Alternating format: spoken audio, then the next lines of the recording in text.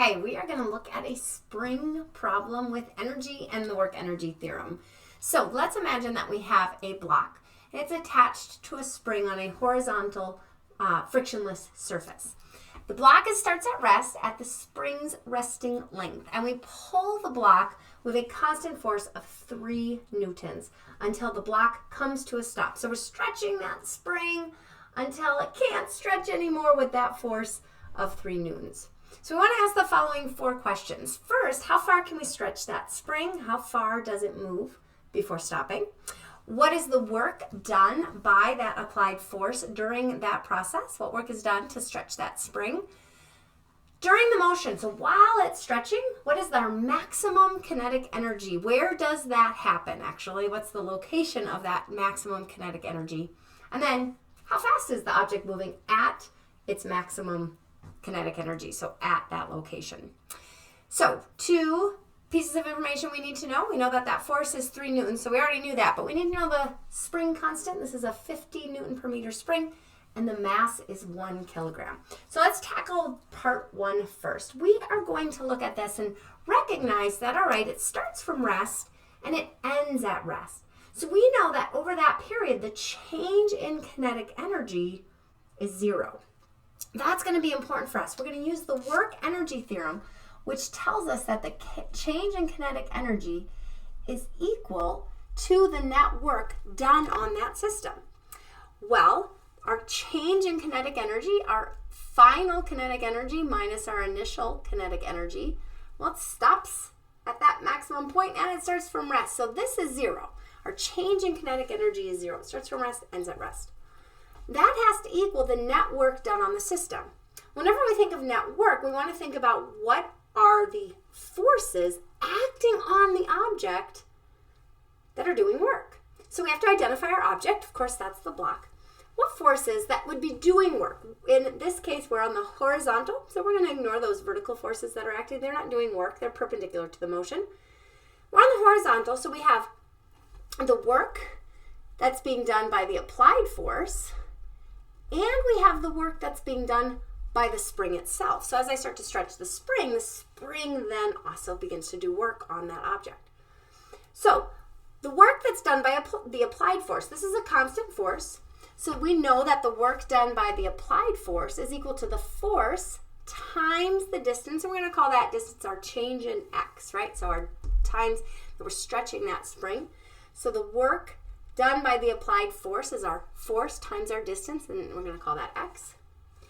The work done by our spring force, well, that's 1/2 kx squared. So remember, as we stretch the spring further and further, it has more energy, can do more work. Now let's talk about the directions of that work. The force is acting in the same direction as the motion, so that work is positive, but the spring is acting in the opposite direction of the motion, so that work is negative.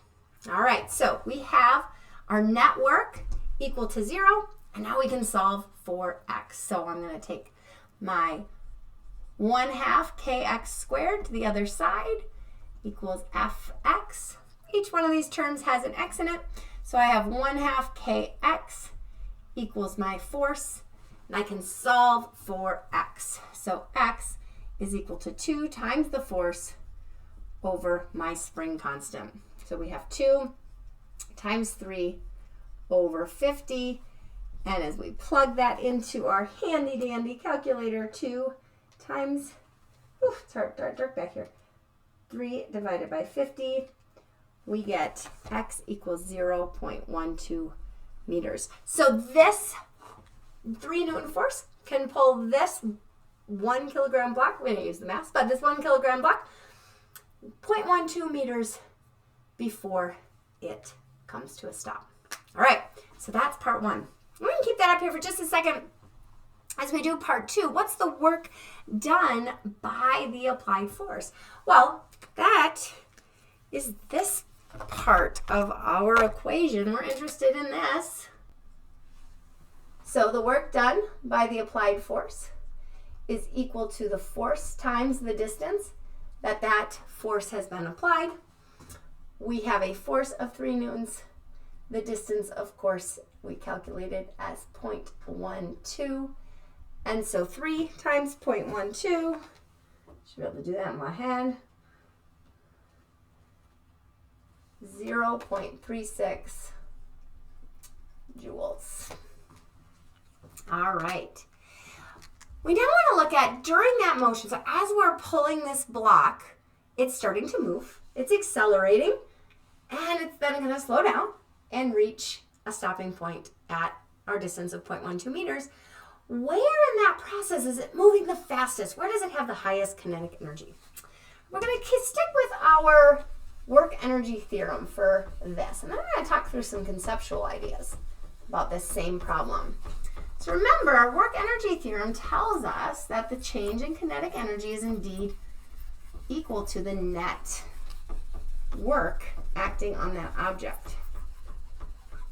So our kinetic energy final minus our kinetic energy initial is equal to, again, the work of the applied force plus the work of the spring. And this is no different than what we had. Could have erased less of it, I suppose. We have the force times x minus 1/2 kx squared. And that equals our change in kinetic energy. Well, during this motion, if I say, let's start at the beginning, when the kinetic energy is 0, okay? So our initial kinetic energy is 0. Then the kinetic energy final at any other point in time becomes a function of the position. And that makes a little bit of sense. The more I stretch that spring, the more force that spring exerts. And so the amount of energy that spring is exerting is going to influence how fast, the kinetic energy, that the object is moving. If I want to understand when the maximum kinetic energy is, to get the kinetic energy maximum, to get any maximum or minimum in a function, I can take the derivative and set it equal to 0. So if I take kinetic energy dx, if I take the derivative of the kinetic energy and I set that equal to 0, this means I have either a maximum or a minimum. But physically, if we think about how this object is behaving, it is going to represent a maximum where that slope is equal to 0 for this function starting at that initial value of 0. So let's take the derivative of this side of the equation, and we're going to set it equal to 0. So if I take the derivative of fx minus 1/2 kx squared with respect to x, so we're going to go dx with respect, of this equation, just to do it all out, we have distributed across, we have f, so the derivative with respect to x of fx is x, minus, bring that 2 down, 2 times 1/2 kx. And I'm going to simplify that, and we end up with f minus kx. Solving for x, which we're interested in the position, the location at the maximum kinetic energy, I have kx is equal to f. So my x is equal to f. Oh, I'm out of room, aren't I? We'll just move that over here. My f then is equal to, f over k is equal to my position x. And so 3 divided by 50 is equal to x. So x equals 0.06 meters. So at 0.06 meters, I am moving my fastest. I have the highest kinetic energy. Now, I want to go back to this for just a second. This relationship tells me that the force is equal to kx, which of course is Hooke's law, right? And if I look at this point in my relationship, not at that point in my relationship, if I think about the force that's acting on the block, I'm going to look at the map for a second, sorry. If I think about the force that's acting on the block, as I pull the block along the plane, when I first start to pull it, it starts to speed up. As the string begins to increase, the spring begins to increase, its force gets bigger and bigger and bigger. So what if I drew a free body diagram of that? At time equals 0, I have the force acting on the block equal to 3 newtons. And as soon as that's at the beginning, as soon as I start to move it, I still have a force acting on the block to the right at 3 newtons. And now I've introduced the force of the spring a little bit later, pulling back a little bit because it's stretched a little bit. That force pulling back is equal to kx. Whatever that x is, that tiny little bit I've moved it.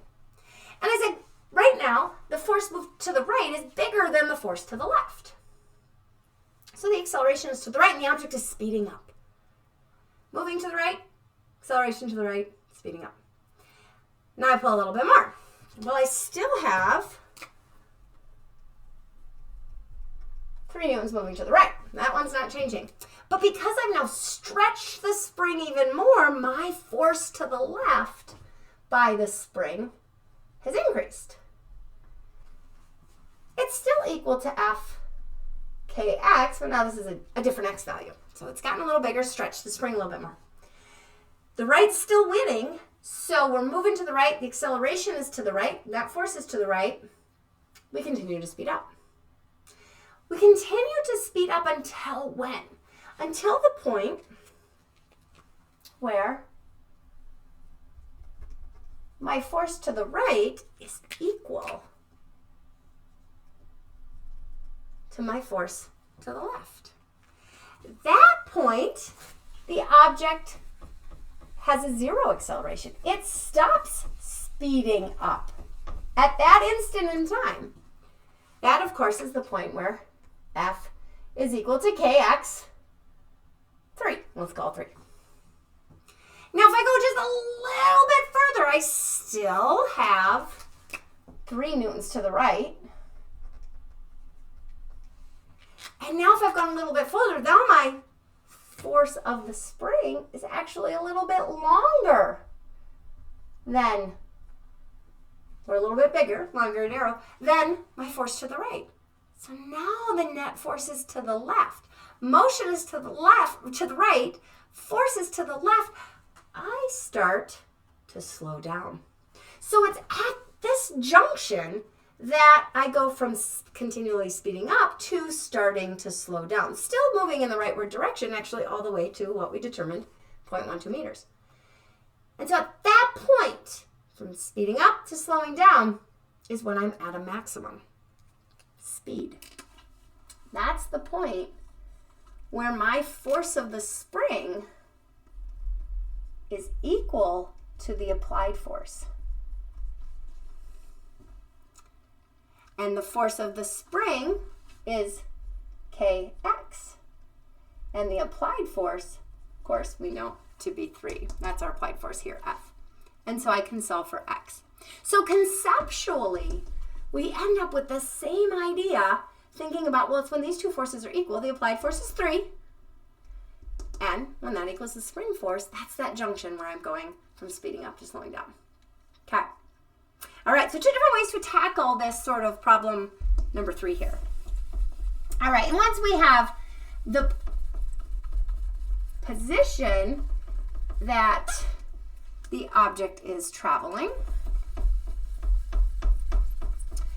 we can determine the kinetic energy of that maximum kinetic energy using, again, work energy theorem. So we have our kinetic energy at any position in time is given by this. So we have F times x minus 1/2 kx squared. Now in order for us to get how fast it's moving, we have to know the kinetic energy. So that's 1/2 mv squared at v max is equal to F, 3. The position of v max we said was 0.06 minus 1/2 times 50 times 0.06 quantity squared. So x, remember, let's put that over here. X is equal to 0.06 meters. All right, so now we can solve for V. So we have 3, I can't see it all, 3 times 0.06 is, good griefing,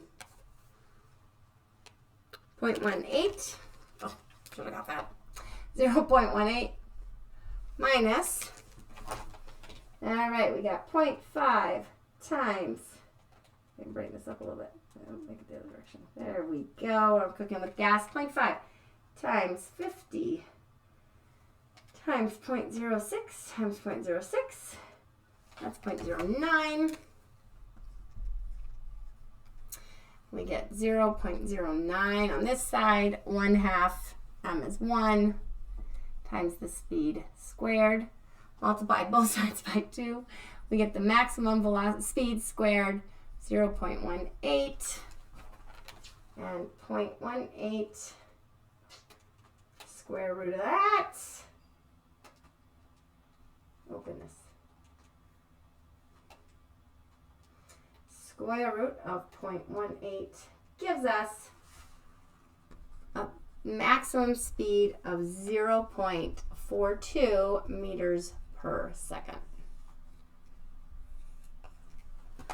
All right, so our maximum kinetic energy occurs at 0.06 meters, and then we use that back again with our work energy theorem. What's the change in kinetic energy, which means what's our final kinetic energy at that point? We find that our kinetic energy, we can calculate our kinetic energy, and then from there get our maximum speed.